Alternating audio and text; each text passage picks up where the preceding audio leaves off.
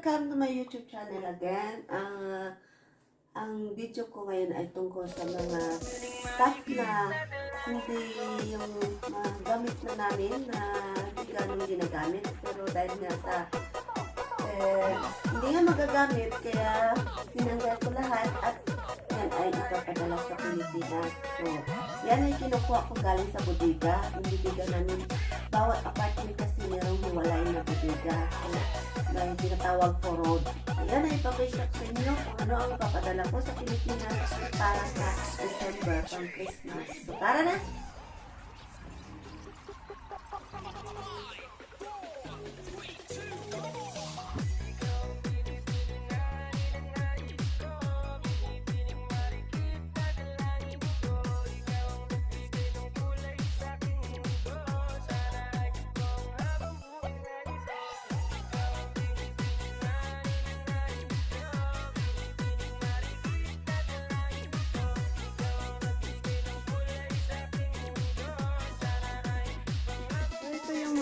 Ipapadala ko guys lahat dito ay kinukuha ko sa aking kusina.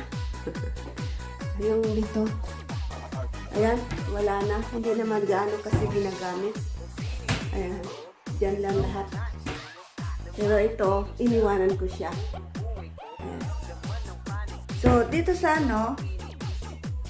isang extra na labahan namin at dito mo makikita ang mga sapato. So yan, itong sapatos na to galing doon sa kabilang bodega. Yan ay mga hindi ganong gamit, mga sapatos sa anak ko. Ito naman sa akin, hindi ko siya ganong nagustuhan, kaya tsaka medyo malaki, masakit sa likod. Ito mga sapatos sa anak ko at saka sa asawa ko, hindi nila sinusuot na. Ito naman ay bago, kaya para yan sa tatay ko.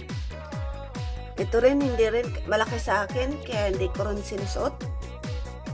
So, ito yung aking mga idadalhin ko kayo sa sa kabila.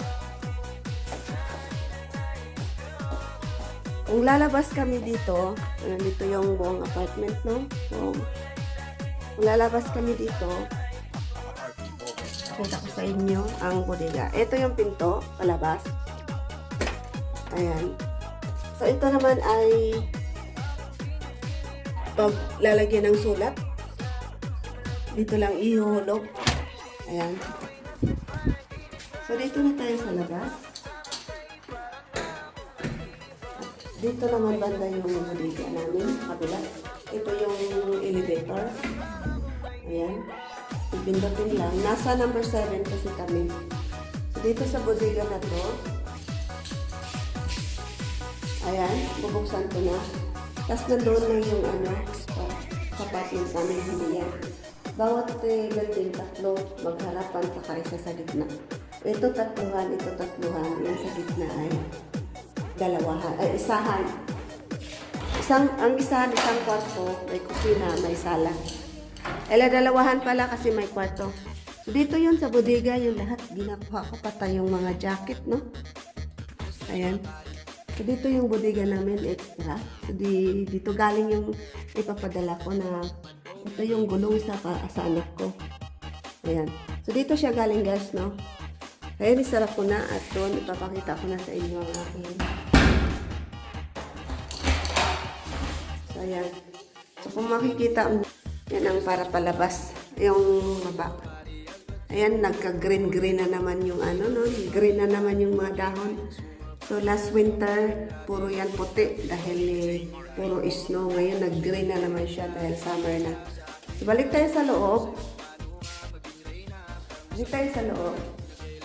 Ayan yung sa amin. Diyan. Tapos, isa dito sa gitna. Tapos, harapan. Ayan. Yan dito ang elevator. Paglabas namin galing dito, diyan. Papasok. Dito kami sa elevator na dito lang. So, pasok na tayo. Ayan. Yung pala, yung magbibigay ng sulat sa amin. Dito yon. Ihulog lang niya. Diyan ang sulat. Ihulog lang niya dyan. Tapos makapasok na doon. Ayan, papasok na tayo at ipapakita ko na sa inyo ang aking papadala.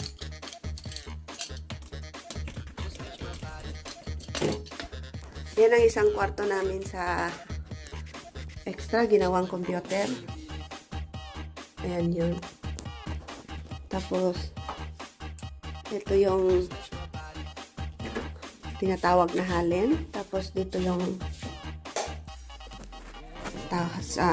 ano namin, liguan, toilet. Ayan. So, tapos merong sampayan na mainit siya. I-on mo lang siya. Tapos iinit na itong hole na ano. Tapos gusto mong mainit ang sa loob, nandito na yun siya. Kung gusto mong magpatuyo ka sa ano na hindi ka nabababa sa labahan, pwede mo rin ditong iyan. Ayan. Ayan na guys, papakita ko na sa inyo yung aking ipapadala sa Pilipinas. So ayan ay naka-prepared na. Pero dagdagan pa namin yan kasi may request ng mga Nutella or ganon. So ito yon mga baso, pang whiskey. Ito, hindi ko gamit yun. Nasa kamay ko to, hindi ko siya hinugasan kasi nasa loob lang ng ano yan, hindi. Nasa kamay ko ito guys since 1994, dumating ako sa Sweden. Ito naman, lahat ng gamit ko to since dumating ako. Mahilig kasi ako bumili, may itlog pa. Mahilig ako bumili ng mga gamit, kaya hindi ko naman ginagamit pagka naglipat kami dahil binibenta namin yung bahay. Ito yung paglalagyan ng egg. Yung kapatid ko naman ay yung kung naalala nyo na meron akong binablog na kayo katas ng siman, meron na silang mitchot at sa tabi ng daanan. Kaya ito ay papadala ko sa kanila dahil hindi rin namin ginagamit pang ano sa French fries. Ayan, sa French fries. So ito naman yung mga binili ko dati din na siguro kung gaano ako katagal dito, ganon din katagal itong mga gamit na ito. Dumating ako 1993. Maglalagyan ng milk, maglalagyan ng asukal. Yan, ipadala ko sa Pagadian. Dahil tapos itong baso na ito, regalo ito sa kasal ko noong 1994. 94, hindi na nagagamit. So itong mga plato naman, mga hindi mga ano, ito yung IKEA, ang Sweden na IKEA, talagang galing sa Sweden siya. Ginawa siya sa China pero ano, product ng Sweden. Ayan, kung makikita nyo, product ng Sweden talaga siya. Ang China ang nagagawa pero ang ano niya ay Sweden dahil ang Sweden ang may-ari sa IKEA, no? Sa hindi pa nakakaalam, ang IKEA pero IKEA sa amin yan. Ayan. Ito paglalagyan ng sauce. Ang tagal ko na rin sa kamay ko to. Hindi ko rin nagagamit. Ito naman yung sa kape. Dahil ipapadala sa kapatid ko. Ayan, bubuksan lang yan. Ayan, ihulog lang yung kape dyan. Ayan, ihulog lang kape dyan. Oh. Ayan. Tapos, dito yung ano, paglalagyan ng baso. So, ito naman, dahil nga nagbabatchoy din siya dahil sa tindahan niya. Ayan, ipapadala ko rin. Ito. Tapos ito naman, dahil nga mayroon siya, alam niyo na, sa tabi ng daanan, so mainit, kaya meron ditong mixer juice, magagawa siya ng juice, para naman ay marami siyang magkakaroon siya ng maraming customer, no? Lahat nito guys ay galing sa bodega ko, unless lang siguro itong mga porcelain, doon sa ano. Ito naman ay ang expect ng aking anak, ay ayaw na niya din, dahil meron na siyang pinakamataas at ano na binibili dahil mahilig siya maglaro ng online games sa mga iba't ibang bansa. So hindi na niya ginagamit at ito din ay ibibigay niya sa mga pinsan niya. Xbox 360. Ayan. Tapos may dalawang ayan. Battery na lang ang kulang nito at yan ay i-order sa online. So ito yung charger niya. Ayan. So ito lahat guys ang aking ipapadala doon, no? Tapos may mga jacket pa. Pero ang hinuhold ko lang yung aking talagang pinakaano yun sa pero ito lahat ay talagang papunta sa ano Pilipinas. Yan ay para pang Christmas. Ang delivery niyan ay sa September.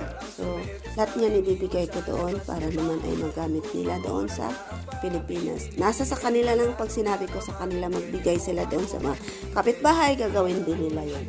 Sa mga jacket naman, dahil nga meron akong kapatid na ang asawa ay seaman, so need niya talaga ng jacket. Ayan, nandoon yung mga jacket. Ito. Na sobrang kadami. Yan. Kung isa-isahin yan, ito isa. Ito naman sa kapatid ko yung mga magmumotor. Ayan.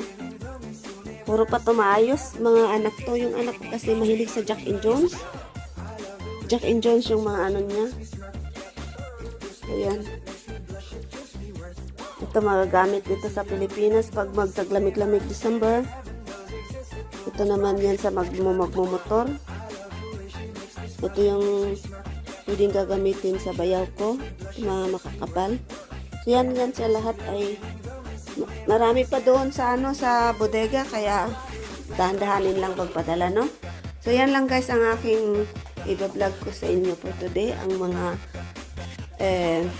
old stuff na mga gamit galing sa bodega ay hindi na nagagamit, kaya it's time na talaga na ipadala na lang sa Pilipinas para magamit, no? Dahil kami ay dalawa na lang, dahil yung anak ko ay wala na, nasa iba na siya, nagsarili na siya. Okay, so hanggang dito na lang ako sa aking vlog for today, and see you sa next vlog ko. Ayan, bagong gising pa. So sa sunod na vlog ay ayan, tungkol na naman, ibalik ko yung sa mga sandwich, mga special made, sa mga yung natutunan ko sa trabaho sa airport na sa catering. Yan ang isi-share ko at i-vlog ko sa inyo. Okay? Thank you so much for watching and see you next time. Bye-bye!